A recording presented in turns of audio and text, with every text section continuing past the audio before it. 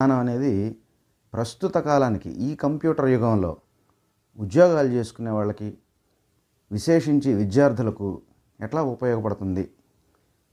అది సనాతనం అనేది కేవలం ఆ కాలం పాతకాలం వాళ్ళకేనా, కేవలం ముసలి ముతకేనా అంటే అది పొరపాటు. సనాతనం అంటేనే స్థిరమైనది, చంచలం కానటువంటిది, చలించనటువంటిది, నిత్య నూతనమైనది, శాశ్వతమైనది అనేటటువంటి అర్థాలు మనకున్నాయి. కాబట్టి ఇన్ని విశేషమైన అర్థాలు ఉన్నటువంటి సనాతన విధానం ఎవరికి పనికి రాకుండా ఎందుకు పోతుంది? ఖచ్చితంగా పనికొస్తుంది. కాకపోతే దాన్ని తెలుసుకోవడంలో మనం దాని మీద అంత దృష్టి పెట్టడం లేదు. ఎందుకంటే ఒక అభిప్రాయానికి వచ్చేసి ఉన్నాం కాబట్టి దృష్టి పెట్టడం లేదు. దృష్టి పెడదాం. ముందుగా ఈ ఎపిసోడ్లో మనం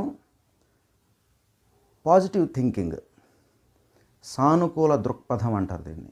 ఈ పాజిటివ్ థింకింగ్ గురించి సనాతనం ఏం చెప్పిందో చూద్దాం. ఈ పాజిటివ్ థింకింగ్ అనేది మనకి తెలియకుండానే మన